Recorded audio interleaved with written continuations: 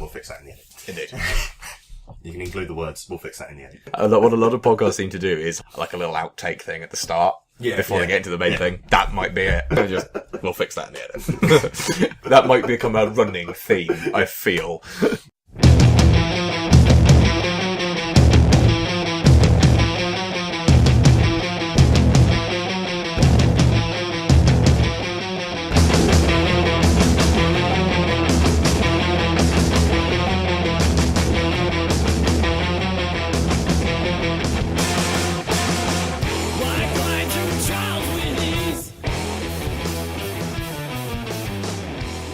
I'm David Wright. I'm Chris Wright. We're two students at the University of Southampton. Neither of us study politics, but we decided to start a podcast talking about politics because, more uninformed voices screaming into the void is always useful. Or at the very least they call that entertaining. democracy. Yes, that's exactly what that is. Or at least that's what seems to be. Seems to be the prevailing opinion at the moment. I see no reason why we should be any different. So, yeah. Why the hell did we decide to start this thing, David? Well, we did notice that our conversations, usually when under the influence of something, tend to end up sounding like podcasts anyway.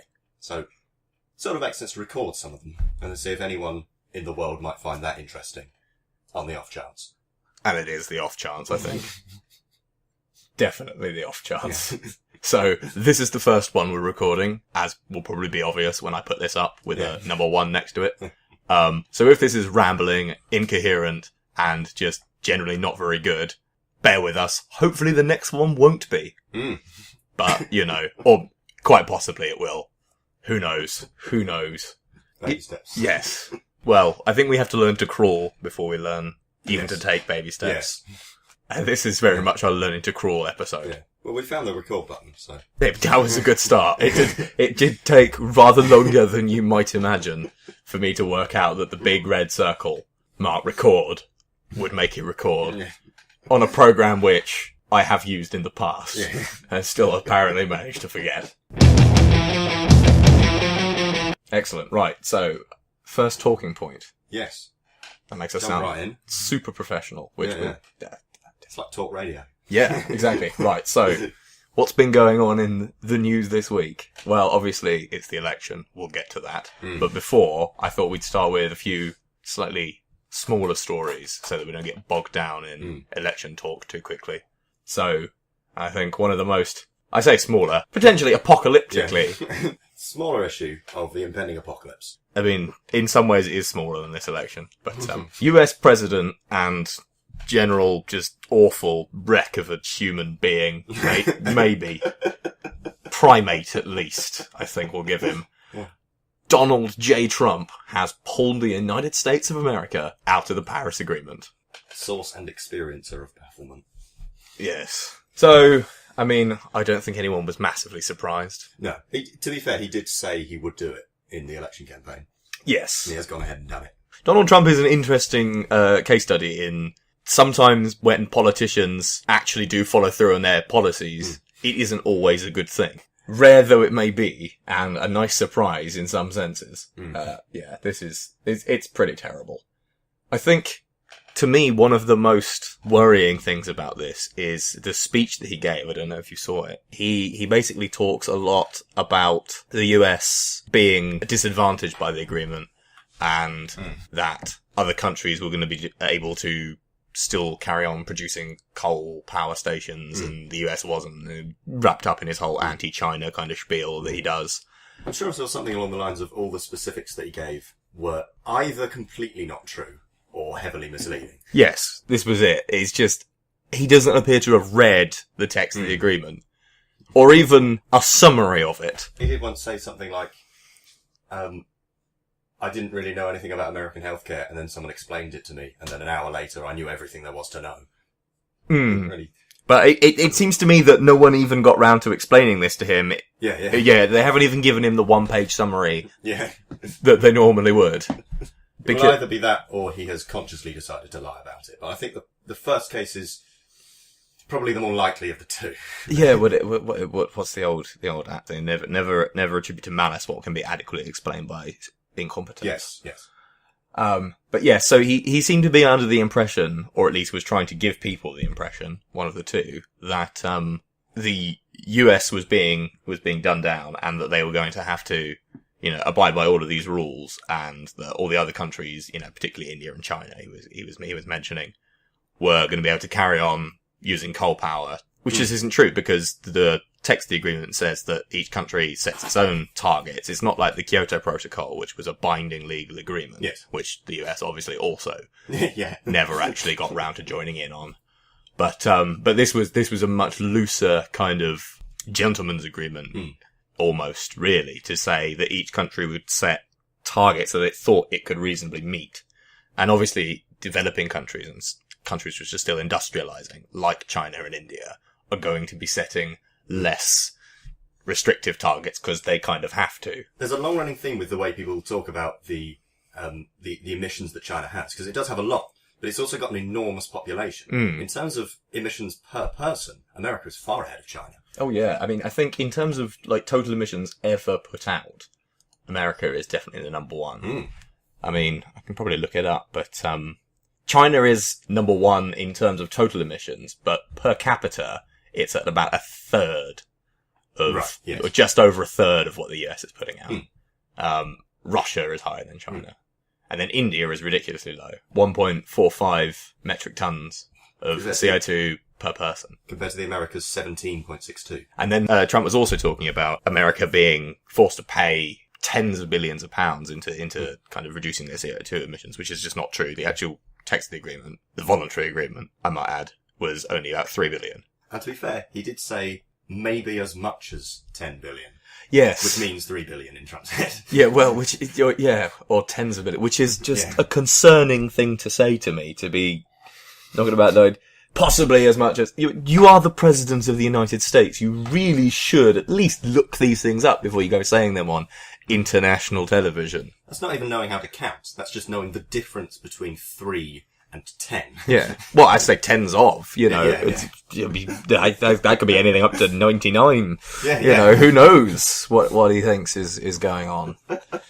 It's a bit concerning. So the USA has pulled out of the agreement, the objective of which was to ensure that the global temperature doesn't rise by more than 2 degrees. 2 degrees. The threshold for proper high-level catastrophic warming. Exactly. Below that, it's still a major problem. Yes. And then, of course, he did his Pittsburgh, not Paris thing. And then the mayor of Pittsburgh absolutely came out and just completely savaged him. Yes. Pittsburgh voted really quite overwhelmingly against him in the election. 80% for Hillary Clinton in Pittsburgh, which was obviously formerly a mining town. But, and the mayor was saying that, with their past in coal, actually moving into renewables was going to be like a real boost for the local economy, and they were really, going to get a lot out of it, and that the green jobs which were going to be created, which is a bit of a nebulous term, but they, were planning on a lot of jobs in renewable energy, which would kind of revitalise the economy. And green jobs is a bit of a nebulous term, but I think it's reasonable to use it, because either that is going to be the growth industry in the next few decades and into the future, or we're in terrible trouble anyway. So there's an impression that I'm getting from what journalists who speak to people in like Appalachian coal mining communities, and from seeing actual interviews of them myself, that they tend to completely understand this. They know full well that coal can't carry on forever. They also know that they're going to need jobs to go to when all the coal jobs disappear. So it's not like there's a fundamental problem here of they want to keep the coal, but we can't keep the coal. And so what are we going to do about the fact that they don't understand the fundamental problem here? They do understand the fundamental problem. It's just that they don't have anywhere to go. So they need to be provided with a proper solution, which green jobs appears to be a really natural fit for. And then there isn't a fundamental confliction between the interests of coal miners and the future green economy that we're going to have to move into. I agree. Which was exactly the problem that we had in this country when Thatcher decimated our coal industry, that jobs were not provided. If we'd have invested in the reskilling of the workers that were coming out of those communities and those jobs, it wouldn't have been a problem. Yeah. There's an extra angle with the British mining industry, which is that because it was one of the more highly unionized, the unions were more aggressive in the way that they would use their the tactics that are meant to be at the disposal of unions. If you want to restructure the economy in a sort of very fundamental way, so that you don't have such strong unions, and you want to fundamentally change the relationship between employers and employees in Britain, you need to have some kind of way of directly taking on the bit of the British economy where the strong unions are concentrated. So in the American case, it's a confliction between the fact that we can't have coal anymore, but the coal miners need somewhere to go. In the British case, we did also need to be transitioning into a less heavy industry kind of economy. But there was an interest in making that happen faster than it economically needed to in order to change the sort of the power structures of the British economy. Whereas America's never had quite as stronger labour movement as we have in in the whole of Europe. And certainly not as recently as the 80s, you know. In the 30s, it was a bit of a different situation. But that's true, yeah. But I just pulled up the statistic while we were talking, and in any case, there's only about 50,000 coal miners. Yeah. Still in the United States. So it's not beyond the wit of man to find new jobs for 50,000 people. You know, if it was 10% of the labour market, we might have an issue. Yeah. But, you know, this is something which is easily doable if some actual thought and some funds went into doing it. But of course, you know, Republican government, it probably won't. Yeah. Even though they are exactly the people who the Republicans say that they represent. But going back to the nature of climate change itself, the state of play is that if we are to avoid 2 degrees warming, we need to never dig up or pump up or whatever the between 60 and 80% of all currently known fossil fuel reserves. They have to stay in the ground forever. We can't burn them. Yeah. But all the oil and coal companies' share prices are valued as if they are one day going to make use of those resources that they own. Right. So either we're going to hit catastrophic warming, or at some point, some of the biggest corporations on Earth are going to lose 60% of their value. What a shame. Yeah. Can you hear the sad song being played on the world's smallest violin there in the distance? I mean, there is a sad song being played because, of course, those corporations are not going to allow that to happen. So, you know, But this is a fundamental issue, that it's not the coal miners which have a material conflicting interest with. It is, as with what always, needs to happen. the people that own the corporation. Yes. Who happen to be the most powerful people on Earth. Yeah. So. And, you know, also happen to advise Donald Trump. Yeah. Right, so moving on our lengthy discussion of impending apocalypse. Sad, bigly. But Saudi Arabia and a number of the other Gulf monarchies. Bahrain, Saudi Arabia, United Arab Emirates, Yemen, Libya's eastern government of the 17 it has, it's actually 3, right. But 17. 17 sounds funny. And the Maldives, because the Maldives are always getting in on some diplomatic action. Have 17, that's Trump numbers there. Yeah, exactly. They have all cut ties with Qatar. Basically, there are a couple of reasons for this. There was a speech which the Emir, I believe, of Qatar gave a few days ago, in which he mentioned a friendly relationship with Israel, praised Iran as a force of stability in the region, and also praised Hamas.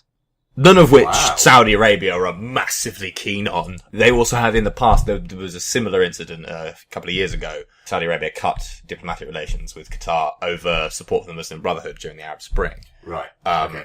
So there's that that's been bubbling away in the background as well. And basically the argument that Saudi Arabia and these other countries, but principally Saudi Arabia, have made is that Qatar is supporting terrorism, by, you know, backing the Muslim Brotherhood, who they call terrorists, and also Hamas. Saudi Arabia isn't backing terrorism. No, well, I mean, this is the hypocrisy of it. Yeah. I mean, Qatar do back terrorism, and, you know, they were massively influential in the original genesis of Al-Qaeda in Iraq, which became, Daesh, or Islamic State. But then so was Saudi Arabia. So it's a very bizarre, sort of almost Orwellian incredibly hypocritical. There's a lot of things that are sort of intersecting here, which is that, so Qatar have praised both Iran and Israel. Yes. So the thing that they have in common is that Saudi Arabia doesn't like either of them. Pretty much. But they don't like each other. Oh, no, they're not keen. Definitely. But of course, Qatar is a peninsula which sticks out at the north of the main Arabian Peninsula, and Saudi Arabia has cut off access, basically. Right. And then Bahrain, which is also nearby, has cut off access. So all of these countries have basically stopped air and sea transport, as well as cutting off diplomatic relations.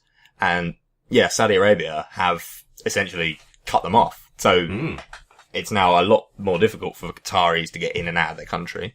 They have to take much longer flights, and they can't stop off in the most usual transit hubs. So this is, it's potentially quite problematic. As I said, it happened before a few years ago, but yeah, it seems to have flared up again. It's not necessarily the biggest thing going on in the Middle East at the moment, but it is a concerning development.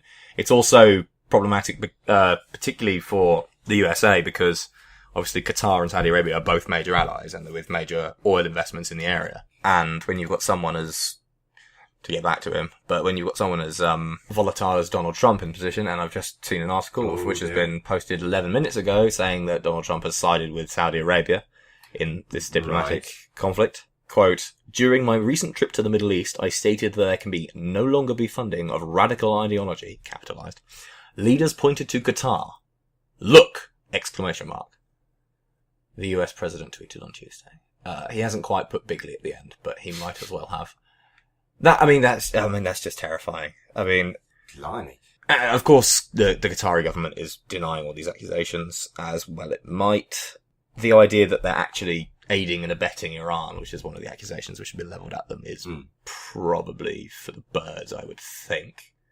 Given that they certainly, the emir certainly was complimentary, or more complimentary than most sort of Gulf leaders towards them, but the idea that they're conspiring against the Saudis, I think, is probably nonsense. But there definitely are. Here you go. A statement carried on SPA, the Saudi state news agency, accused Doha of harbouring terrorist and sectarian groups that aim to destabilise the region, including the Muslim Brotherhood, ISIS, and Al-Qaeda. That is, as well as alleged Iranian-backed Shia militia activity in eastern Saudi Arabia and Bahrain. Well, that is unfortunately undeniable.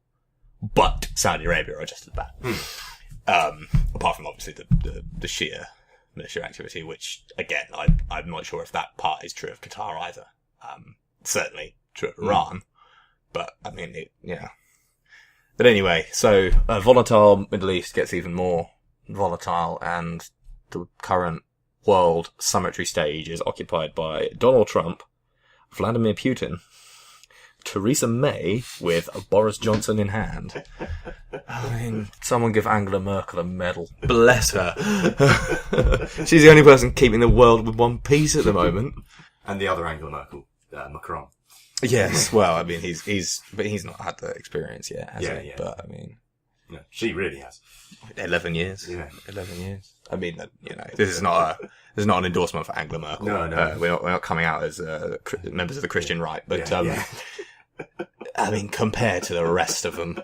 Yeah, the last 5 years have very, very much lowered my standards. Yeah, I think I would. It was I was having a conversation with a mutual friend of ours, Jamie Hanna, who is a politics student. So he does sort of know what he's talking about. Before the US election, saying there was a contest between Hillary Clinton and Donald Trump, and we were saying, bring back Mitt Romney. Seriously, he had some good ideas on healthcare, he's relatively moderate, he's, fairly unlikely to start bombing every country east of Mexico or building walls. He would only build a fence, not a wall. Yes. That's better. Well, there's already a fence. It's just the fence only covers a third of the border, which, to be fair, is daft. If you're going to build a border fence, Hillary Clinton wanted to extend the fence. You can walk round the fence. Is there any news on that wall, by the way? Because it seems to have gone very quiet. Oh, well, we could look it up. Why not? It's not on the agenda, but we can look it up. Right. Last I heard, it basically was frustrated because the Democrats refused to allow it in the budget. Right. Yeah. According to The Guardian, Mexico are obviously telling him where to go. By the looks of things, it's kind of ground to a halt. Right, okay. Yeah, Trump backs But down. because he can't get it through Congress. Yeah, Trump backs down on border wall funding. I think it was basically a pro quo in order for him to pass his, cuts in other areas. Right, okay. Was that he dropped the wall from this particular budget. But I mean, I thought Mexico was going to pay for it. I don't think they're keen. I don't It's think funny, I they're wouldn't have keen. expected that. No. They'd be happy to pay for it. Well, I mean, to be honest, with Donald Trump in charge, I'm That's probably getting to the point fairly soon where they might change their minds. Yeah, we'll pay for it, but we're having the lock on our side. Yeah. Right. So I think that's Qatar out of the way for now, unless that blows up quite literally in the next week or so. But, should we do it? Should we take the plunge? Yeah, let's do it. Shall we delve into the depths, which is the 2017 United Kingdom general election? In 2 days' time. 2 days' time as recording. Yes. By the time this is up, it's going to be probably tomorrow. Yeah. For you people. You lovely people, all three of you listening. Yeah. I We're going to swing the election. 2 of those are us. The first point that I have noted down is the following. Why this whole bloody election is pointless anyway, because the EU don't give a damn what Theresa May's majority is. I always thought that was bizarre when she brought it up.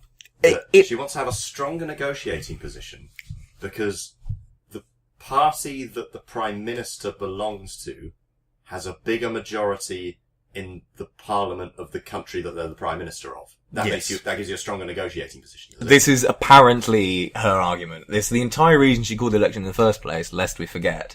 And it doesn't make any sense. It's just nonsense. The European Union couldn't care less what Theresa May's majority is. When she was a member, or when Britain was a member and continuing to be a member, obviously we still are a member at the moment, but, when you are a stable member of the European Union, then the political situation within the country is relevant. But as soon as you say you're leaving, the only thing that would matter if the Prime Minister actually changed, which the only way that was going to happen is if she called a snap election. I mean, I know she thought she'd be ahead 30 points, but I mean, even so, an increased majority would mean nothing. Yes. Absolutely nothing in terms of negotiations with the European Union. All it is, and, this is going back a bit now, but I haven't had a chance to shout about it in public yet, but, Go on. Public shouting, that's what we need. Yes. Here we go. So, this is what Theresa May said when she called the election in the first place. At this moment of enormous national significance, there should be unity here in Westminster, but instead there is division. The country is coming together, but Westminster is not. Well, that's dubious, but anyway. In recent weeks, Labour has threatened to vote against the final agreement we reach with the European Union. The Liberal Democrats have said they want to grind the business of government to a standstill. The Scottish National Party say they will vote against the legislation that formally repeals Britain's membership of the European Union. I mean, this is basically saying, I don't want democratic opposition to my government's policies. Her entire argument here, it's the most authoritarian, dangerous, quasi-fascist nonsense I have ever seen from a conservative leader, and that says something. Yes, the first point is, Labour has threatened to vote against the final agreement we reached with the European Union. Well, good. Labour's going to vote against government policy sometimes. The opposition's going to oppose. It's the purpose of the opposition. Yes. I mean, what Theresa May is essentially saying here is, everyone should turn out and vote for the Tories so that there will be no effective opposition, so that they can railroad through anything they like and turn the entire country into a one-party state. That is the actual reason contained here in this speech for calling the election. Remember, Labour voted to trigger Article 50, and there is no clear legal route once you've triggered Article 50 to not leave the European Union. It's in the treaties that you trigger Article 50, and that begins your process of leaving the European Union. Yes. There's not any path to stop the process once you've triggered Article 50. So, Labour have voted to trigger Article 50 in the knowledge that that means we're leaving the European Union. Which is already a massive concession, which a lot of people didn't want them to make. Myself included, in an ideal world, but, I understand why they did. I take the view that once we've voted to leave, we do have to leave, ultimately. If just to preserve the very idea of referendums, you can't. Yes, but I don't think. I think you could justify having a second referendum if there was a slide in the polls that was clearly showing people would regret the decision, which I admit there hasn't been. But I think that in that circumstance it would have been legitimate to have a second referendum. Okay. And I think that Labour could have done more to advocate for that position. But, that's by the by. That's done. Anyway, I just wanted to bring up that the entire reason that this election has been ostensibly called is nonsense. And what Theresa May actually wanted to do when she thought she was going to be 20 points ahead is to turn the United Kingdom into a one-party state. So essentially, it was settled, basically, amongst the two main parties that we were leaving the European Union. But she specifically said it openly, that given that, I don't want any oversight in that process from Parliament. I want to be able to ignore Parliament. Yeah. Which is just... And so called an election to try and bring that about. That's a bizarre thing for a leader of a democratic country to say, for a start. And I'm not surprised that she's done a lot worse in this election than she thought she would, because people don't take to that sort of thing. People don't naturally want to be ignored. No. It frustrates me that her opinion ratings haven't come down more, to be honest. Because I think, really, they should have. But, yeah. It certainly doesn't surprise me they've come down as far as they have. This seems to be a theme in some people who are former Home Secretaries of having a sort of domestic anti-civil liberties strain in their thinking. I think that's definitely true. There's a sort of the running joke among even the other departments that civil servants in the Home Office go a bit native and become kind of authoritarianized, if you like. Radicalized is possibly too strong a term, but I've used it now, so and I think that definitely appeared to, she was the longest serving Home Secretary, I think, in well over 100 years. Oh, really? Yeah, I didn't know that's 6 years, which is, Home Secretary traditionally is one of those jobs which you don't serve in very long, because there's usually a massive crisis that gets you booted out. But she was there a long time. So I definitely think there's something to what you say, that she herself has gone native. From the woman who gave the keynote speech, which described the Tories as the nasty party, to be acting in this way now is just, it does seem to be something that's changed in her psychology, the way she thinks. I don't want to play armchair psychologist too much, but it is bizarre in that sense. She was supposed to be one of the big modernizers, but she's dragging the party well backwards. Well backwards. There's a bit of me which sort of likes that, because she's a conservative rather than a sort of Cameronite, doesn't believe in anything apart from just she actually believes in conservatism a bit. Yes, there is something to that. I think definitely as well, because you've got the movement, obviously the Labour Party to the left under Jeremy Corbyn, the corresponding movement to the right, the Conservatives, is sort of inevitable and also probably a good thing in terms of democracy. Because having two, under Blair, when Labour were just sort of particularly in that brief period between 2005 and 2007, where Blair and Cameron were the two leaders. Yes. There's no difference between them. They are the same person. They speak the same. They had the same policies. They had the same mannerisms even. Yeah. It's just scarily, it's like you rent a kit politician that you've built in your back garden and then sent off to give some speeches. So yeah, I definitely, Cameron's final line in Parliament was a play on Blair's, wasn't it? Or maybe Blair's first one. Was it? Because Cameron said, once I was the future. And that's I seem to remember that's an echo of something Blair said. Right. When he started Parliament, he will have said something along the lines of, now we're the future, or something. Right. And as Cameron left, he said, once I was the future. Yeah. It's a deliberate reference to the fact that he's basically Tony Blair. Yeah. Well, he called himself the heir to Blair. Yeah. As Blair called himself the heir to Thatcher. But anyway, I think definitely in terms of it's a healthier democracy when you have two major parties who actually disagree on important issues. Yeah, yeah. But that doesn't make me any less terrified of the authoritarian tendencies which Theresa May shows. No. Really, really quite worrying. So, so this is an article by Stephen Bush in the New Statesman a few days ago, 25th of May. And he's essentially asking the question, to which the answer he draws a kind of yes.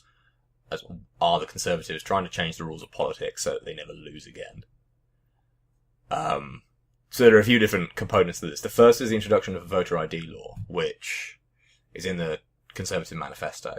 I was surprised by that, because that's something I much more associate with America. Oh, yes. And I would have thought that people outside of America wouldn't really fall for it, because it is actually quite an obvious attempt to suppress the vote. I mean, in America, it is particularly bad because it, basically for those who aren't aware, and most people listen to this probably are, but at current, you don't need, to take a piece of identification with you to vote. You just need to have your name and your address. You don't need photo ID. In America, in a lot of districts and states, they have voter identification laws, or at least they're trying in certain places. Some places they have them, some places they're trying to bring them in, which would mandate that you had to have photographic ID to enable you to vote. The idea being that it's suppressing of voter fraud, but, I mean, Stephen Bush cites that there were 481 allegations of electoral fraud at the last election, which is tiny. When there were, tens of millions of votes? Yes. The majority of those 481 were on the side of the parties, so nothing to do with voters at all. Only a quarter related to actual voters committing offences. Irregularities. And most of those were about postal vote, or about treating, which is the practice of giving people food and drink to influence their vote. Neither of which would be solved by voter ID.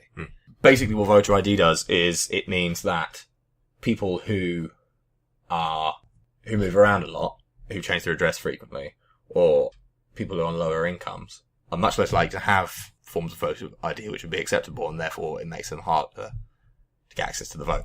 Which in America, obviously, is particularly correlated along racial lines. You know, big problems with this restricting access of black and Hispanic populations to the vote, to the point where some state legislatures have struck these laws down as unconstitutional.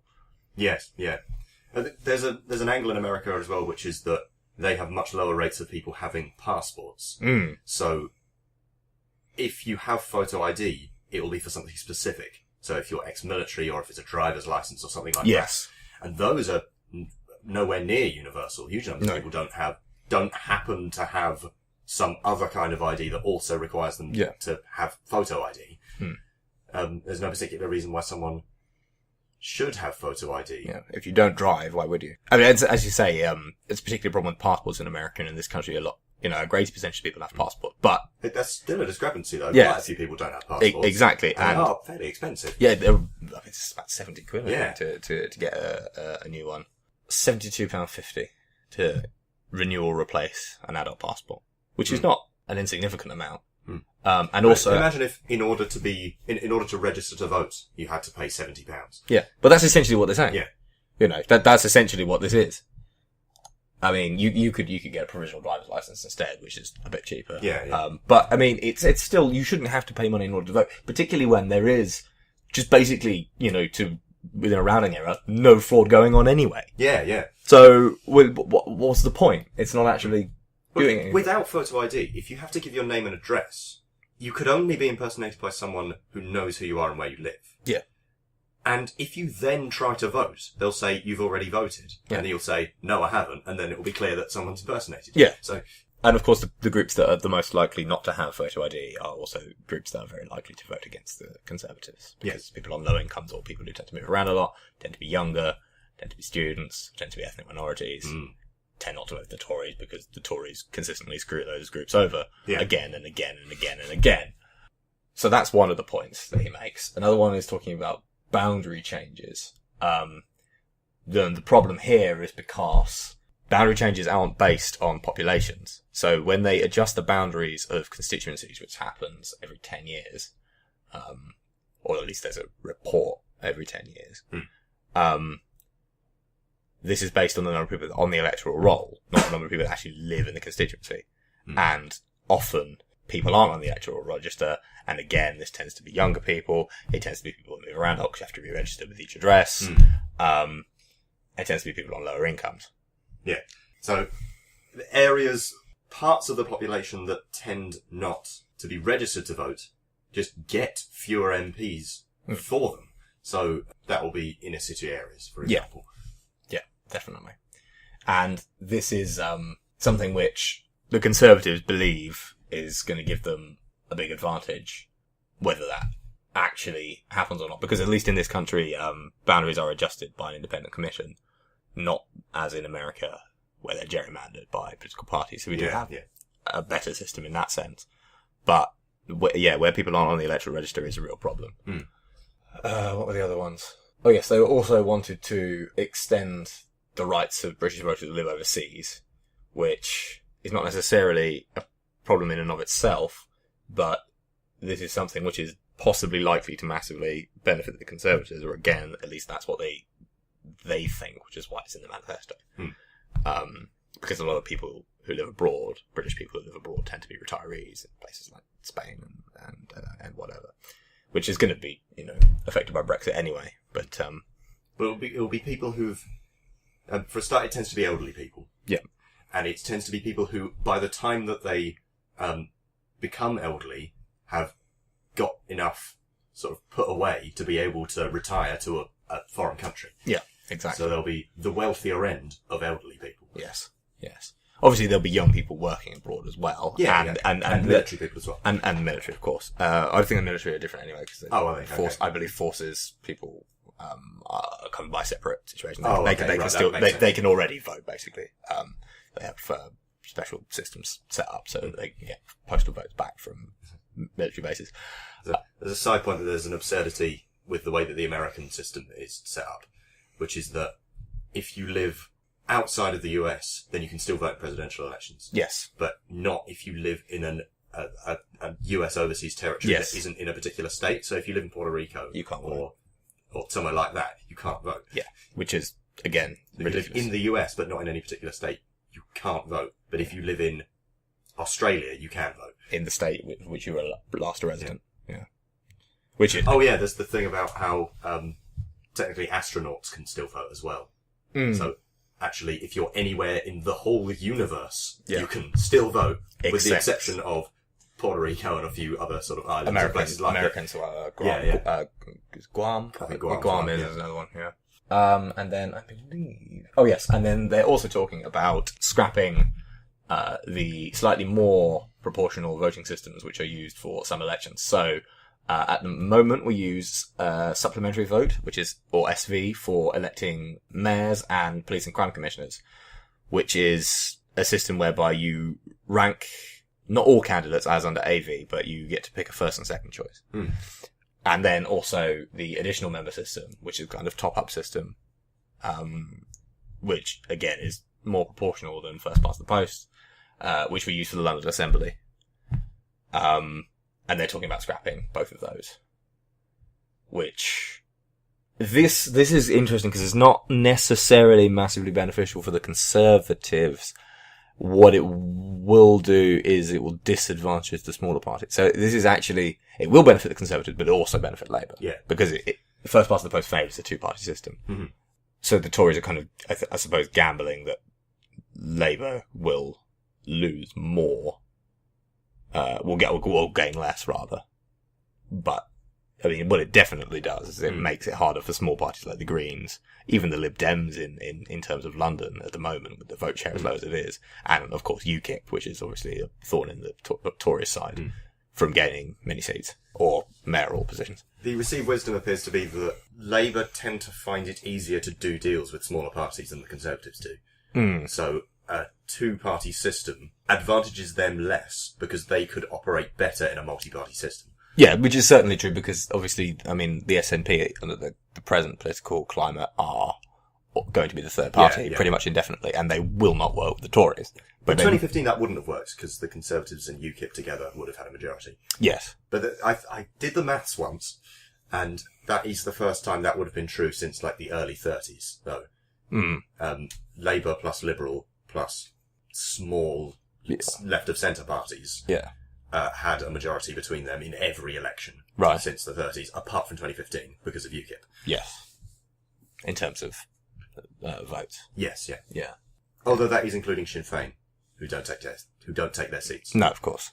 So not taking your seat means mathematically it's the same as you go into coalition with sort of both parties. You just split your MPs, so you don't have any effect. So I'm not sure. It might have. I haven't done the maths on that, so that might not be true if you take that into account. But in any case, it's as you say, it's a system. First past the post is just bad.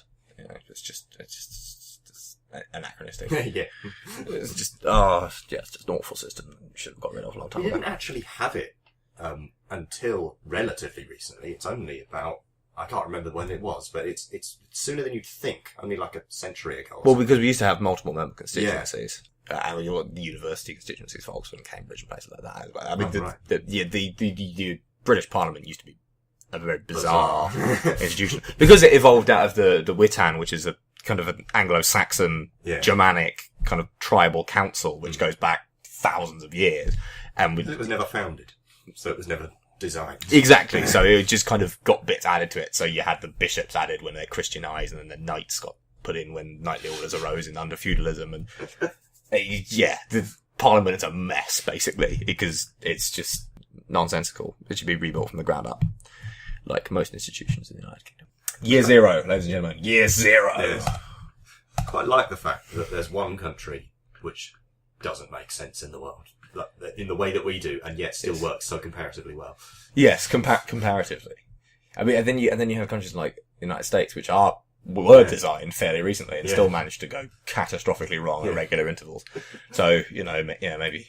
I wonder if maybe there's something to be said for I wonder if it's got something to do with the fact that because our system doesn't make any sense, and therefore everyone knows that it doesn't make any sense. Yeah. So everyone knows that everyone has to rely on people just sort of being quite sensible. And muddling through. And that's in the end a more robust basis to build a stable system on. Is people not wanting to rock the boat too much. I mean, I like to think in terms of system solutions, but I mean, there's probably something. I know what you mean. There is probably something in that. I agree with you. There is probably something in that. Yeah, definitely. Right. I think so that concludes our massive tangent on the subject of the Tories trying to crush democracy in the United Kingdom. But there are certainly some worrying trends, I think, of reform to the electoral system, not in the correct direction. The correct direction, of course, being proportional representation. Yes, that would make just more sense. Yes. But the Tories seem to be going for less proportional because they are self-interested.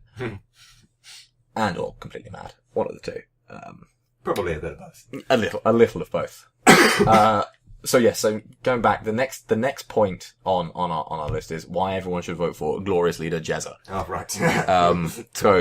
So I don't know if you'd like to lay out your reasons why you will presumably be voting for Supreme Overlord, Chairman. I'm leaning that way, yes. Yes. It's just quite good, isn't he? I mean, he is just so much better than the rest of the riffraff. I mean, yeah. Well, I tend to find that speaking to people, their views on various issues tend not to be that different from each other, even if they sort of feel like they have very different politics. The thing that tends to divide them is which issues they think are the more important issues. Yes. And for me, I think there are three that they're the things that will really swing who I support. And the others are sort of things that it's important to talk about, but they don't swing who's going to get my support. Right. That's climate change, because it's quite important. It's the continued survival of our civilization. Yes. I don't want food prices to triple and then never come down again in my mid-40s. Income and wealth inequality, because that is more... That's really the fundamental root of all of the problems in... having a highly unequal society makes the society less democratic and less prosperous and less cohesive. It's harder to... Theresa May often talks about the national interest, but it's very difficult to have a single national interest if different parts of your society are in such radically different positions economically. So it's very difficult to have to govern a society when so many different parts of it are in so many different places. Yeah. It causes trouble for your economy as well, because if it's not structured as you can't have a proper market economy in the sort of anything like the ideal sense that people who believe in market economies think they should be, if large sections of the population don't have very much economic clout. If there's a small number of people who control huge sections of the economy because it's their private property, and a lot of other people who don't, you can't have a proper competitive system. And have I said that it erodes democracy as well? You have, yeah. Oh, right, yeah. But I mean, it's worth repeating. Yeah. And also, I think economic inequality, demonstrably is the root of pretty much all other inequality. So racial, gender inequality is all predicated on income. If you equalize income, then you tend to find that social attitudes will follow fairly swiftly afterwards. Yeah.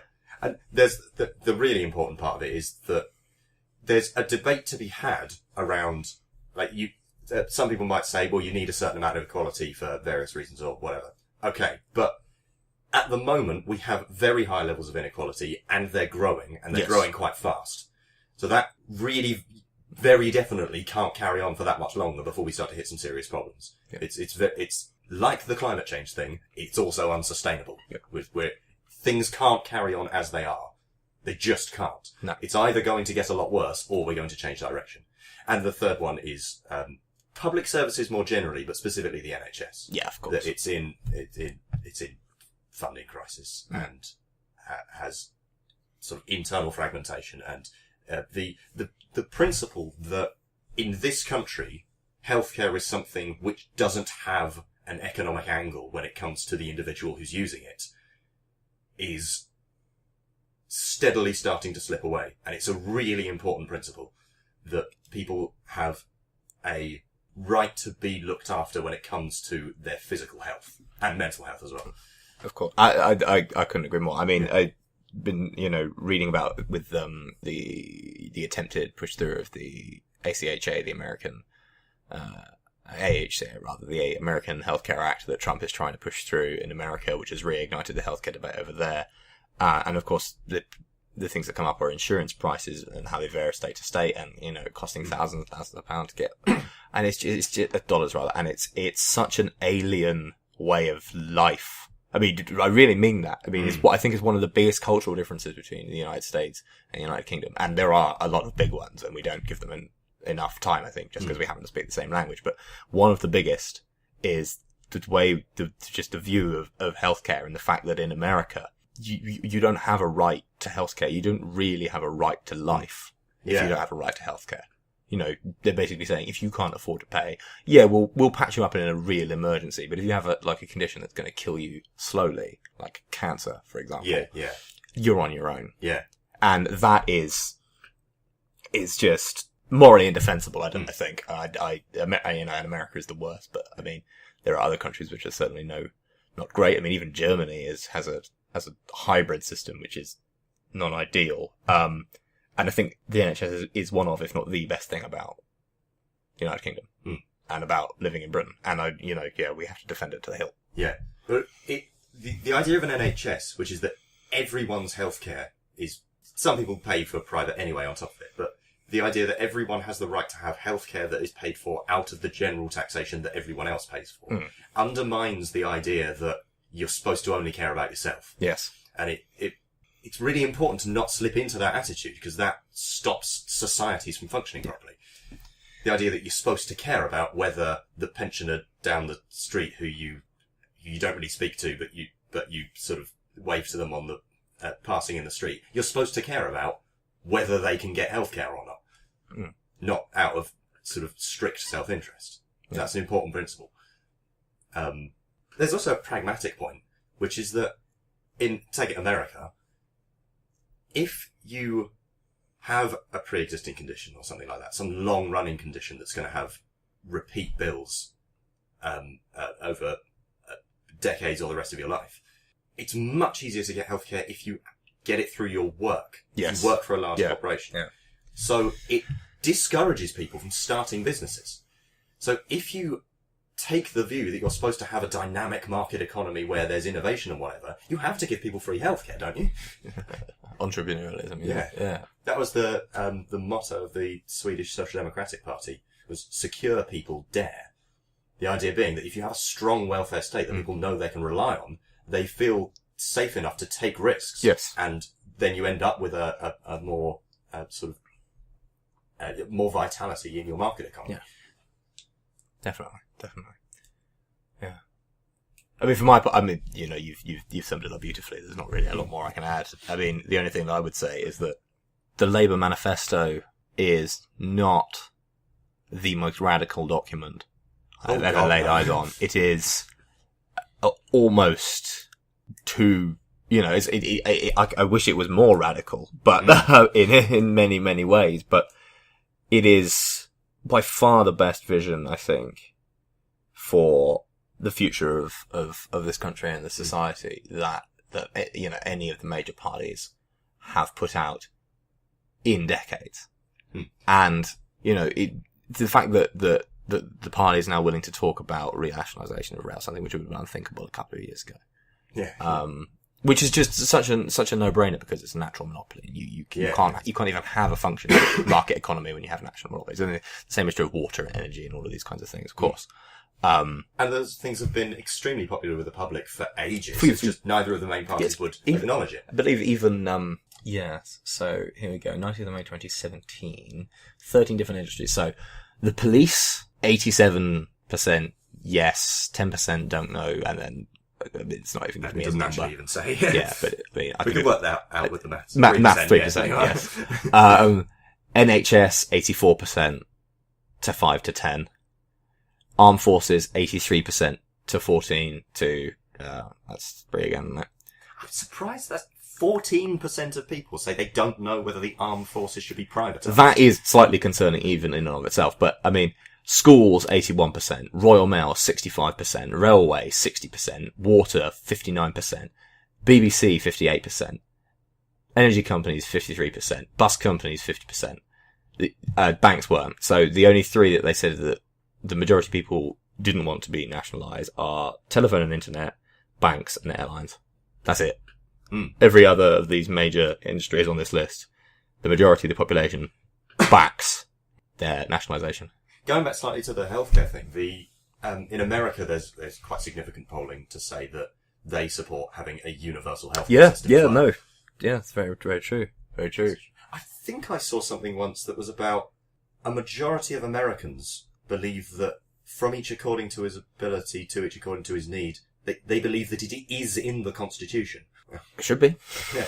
But a lot of people sort of don't really know what's in the Constitution. No. If they say it's in the Constitution, that means it's just an obvious principle. Yeah, I mean, the Constitution is essentially the American religion, Christianity aside. There was another poll which said that a majority of Tea Party activists said that they would be in favour of a political revolution to redistribute wealth from the 1% to the poor and the middle class. The Tea Party. The Tea Party. They do know they're the hard right libertarian bit, don't they? I don't think they've read their own books. Yeah. I remember that Ian Atlas shrugged. Where's that bit? It doesn't appear to be in here, guys. You've been reading. May I interest you in Das Kapital? That's what we need. Yeah. Oh dear. But yes. Yeah, the thing about how the Labour manifesto really isn't that radical. It's just standard social democratic stuff. In many places, just common sense. Yeah. It really is. I mean, I've said this before and I say it again, and if anyone is listening to this when it goes out tomorrow, the day before the election, and they haven't flicked through the Labour manifesto, please do yourselves a favour. Just give it a quick scan. I read the whole thing and it took me, I think, about 40 minutes. It's something that struck me about how a line that the Conservatives have started using is the magic money tree. Oh, for goodness sake, yes. And they haven't costed their manifesto, whereas Labour's is fully costed. But I think what this comes from is it's the thing about over the last few decades our standards have really been lowered again, which is that this isn't anywhere near anything that you'd call a radical manifesto. No. But it looks weird in the context of what we've become used to. Because we've been suffering under such a hard right, neoliberal... Yeah.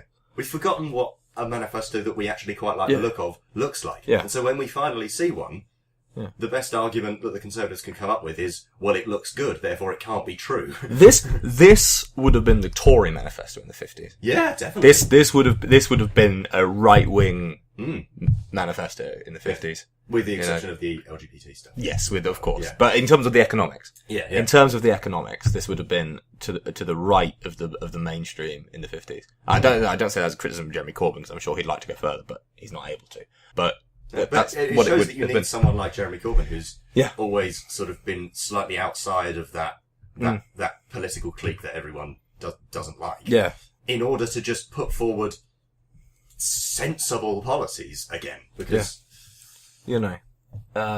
Which kind of leads us into the next bit, which is talking about the narrowing of the polls, which has really been the big story of this election campaign, other than Theresa May's whole dementia tax debacle. Oh, yeah. That's probably been gone into enough.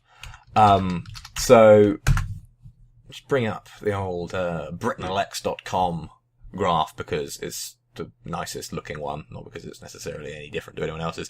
But they do have some rather spectacular graphs. Looking at the Britain Elects model, and here we go, it's the first time it says, I'm a professional podcaster now. I'll put a link in the show notes. Oh.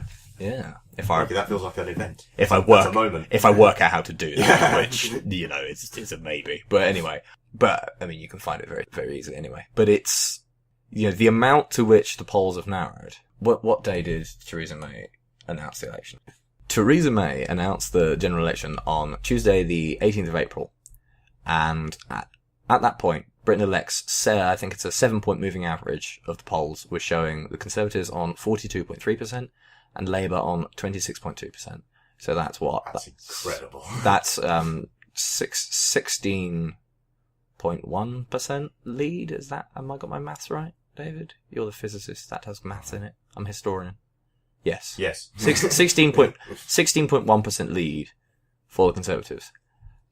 The most recent data point, and bearing in mind that the collapse of the UKIP vote into the Conservative vote has occurred after that point. So that is without the UKIP vote, which has since been added.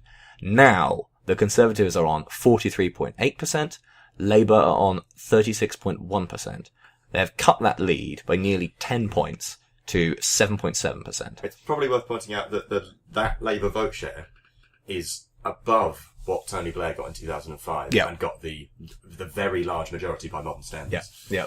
If the UKIP vote had not collapsed from what it was, 11.1%, now down to 4.3%, then this election would be neck and neck. That is an incredibly fast movement in the polls, though. Yeah. I mean, it's you look at the graph and it's incredible. We've never seen anything like it. So, I mean, you look at the previous parliament and there's just nothing of equivalent. I mean, just after the previous election is about the only thing roughly comparable, and that's just because disappeared. And that's just their vote share because the previous polls were so bad anyway. And then, this is a bit more of a nightmare. But, I mean, just basically, since Cleggmania, we ain't seen nothing like it. And that turned out to be a damn squib in any case. Bad comparison there. But their vote share did go up.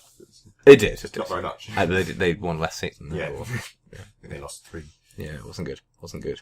So the massive shift at the polls is just sort of basically unprecedented. And I think it just goes to show how much the Corbyn message, the message rather of the Labour Party under Corbyn has resonated with the public. This is a consistent theme in that politicians representing positions that are left in a way that is outside of what was considered normal 5 years ago have a late swing to them in elections. Yeah. It's what happened with Mélenchon. He was very far behind, and then he very near drew with Sarkozy's party. Yeah. This is in the French election, obviously. Yes. Through a very, very late swing in the polls. He that spike in Mélenchon's poll ratings came from pretty much nowhere. Yeah. And I mean, and this is just the polling average. I mean, some of the polls are a little more little more reserved. Some of them are more... Some of the Comres, well, yeah, I say some of the Comres ones I think are still showing fairly substantially to the Tories, although still cut. Some of them are more optimistic. But yeah, I mean, the last two of them. Two Salvation polls have showed a single point lead for Conservatives, which is well within the margin of error. I thought it was only one of those. YouGov are showing, sort of 3, 4, 5 points. You know, fairly small leads. Ipsos Mori 5, panel base 8 is a little more. But I mean, you know, there's a fair spread of polling because the different pollsters have used different methods to weight their turnout after the kind of chaos of the last election. So after the last election, the pollsters got it a bit wrong. Yeah. Apart from that one Salvation poll, which they didn't release. But the different polling companies have decided to change their methodology to try and correct for it in different ways. Yeah. So I can't remember what it was. I did read about it once. Some of them changed their direct weighting, but some of them changed their predictions for the gap in turnout between different... Yeah, so essentially the difference is the slightly more pro-Labour pollsters like YouGov and Salvation have... Well, actually, Salvation altered their polling mid-campaign, so...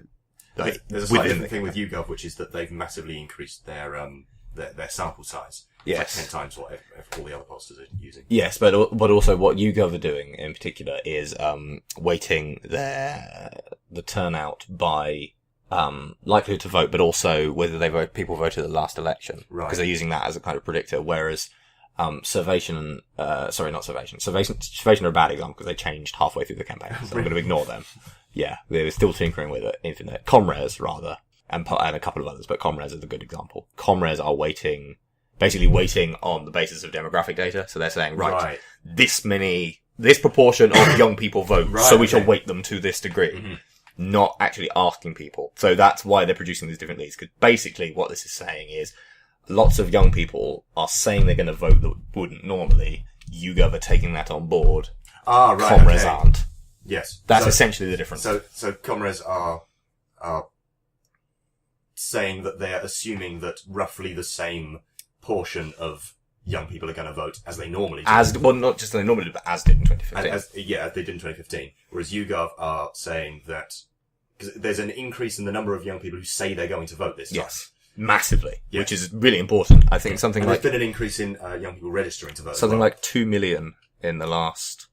Well, in fact, that particular statistic is about a week old, but I think about a week ago they were saying 2 million since the start of the campaign. Right, yes. Young people, that is. Right, okay. Which is big news. If they all turn out.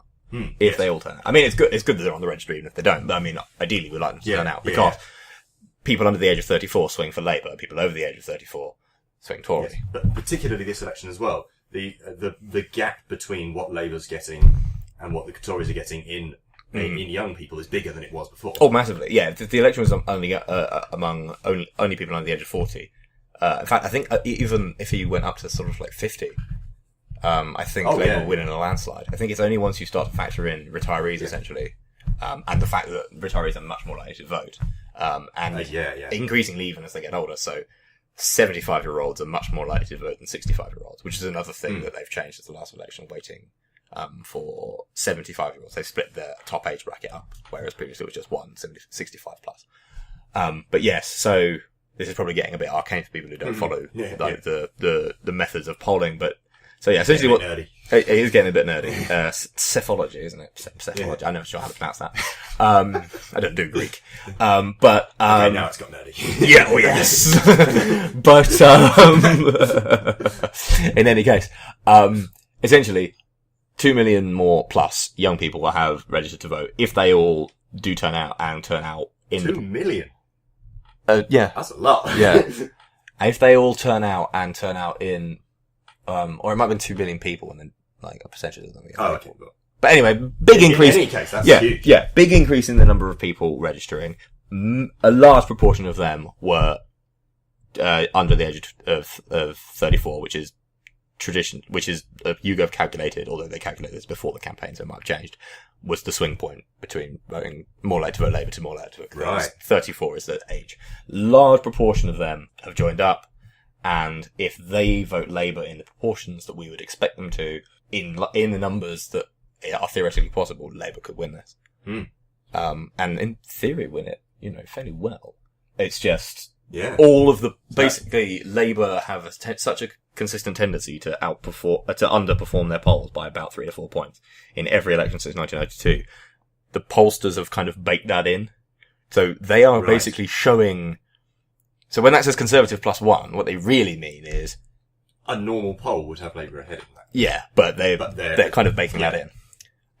Which it's happened enough times to be reasonable, but the margin of error, well, the theoretical margin of error is 3 points, ±3, but actually the true margin of error in UK polls, according to Nate Silver of 538, is ±4. So, and you've already got a 4-point thing baked in, so, I mean, that could give you, in the best of all possible worlds, a +8 point swing on top of this already basically zero lead that Survation is showing.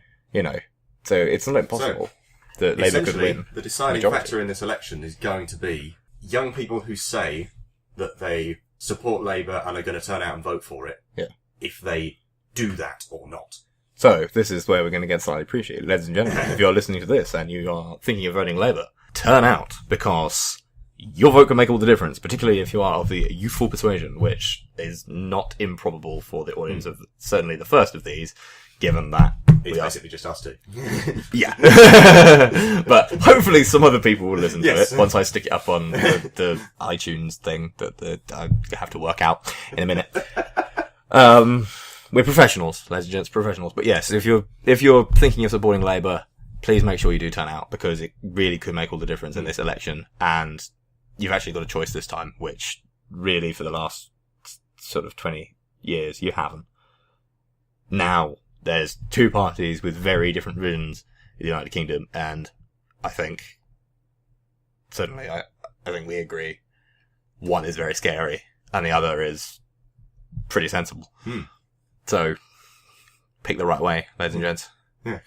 Brothers and sisters, comrades, choose the correct decision and vote for Labour. This was getting a bit clever a few minutes ago. Now it's just, please vote for Labour. This was a party political broadcast on behalf of... No, it's actually... We're not being paid to say this. No, we're just imploring you desperately, please. Don't... We've already had Brexit. The country doesn't need to be mucked up any more than it already is about to be. Please, please, please, please. If you're listening, if you're out there, consider voting Labour. And if you are considering it, please do turn out. And if you're considering voting Tory, then just stay at home, really.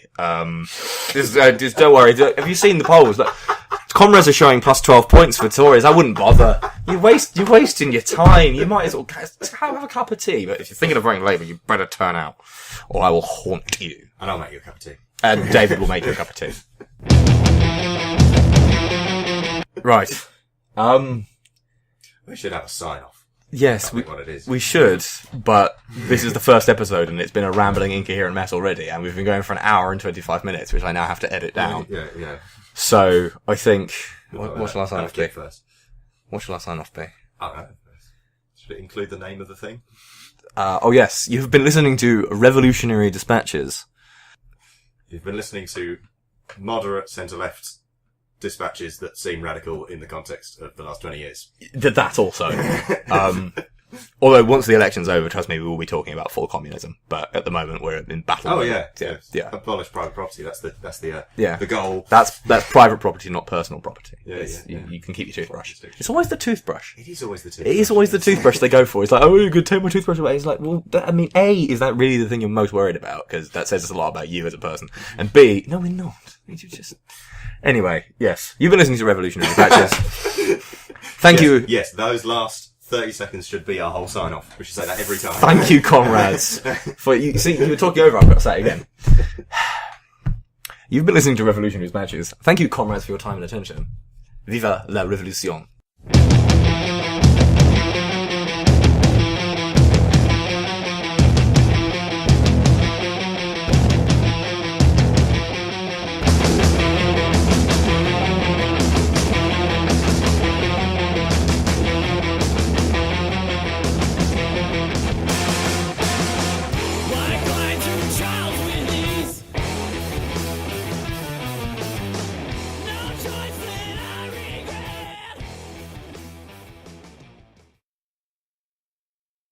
We're bad people. We're the intolerant left, David. That's what we are. So much for the tolerant left. Yeah, so much for the tolerant left. That can be another post-credit thing. Yeah. So much for the tolerant left.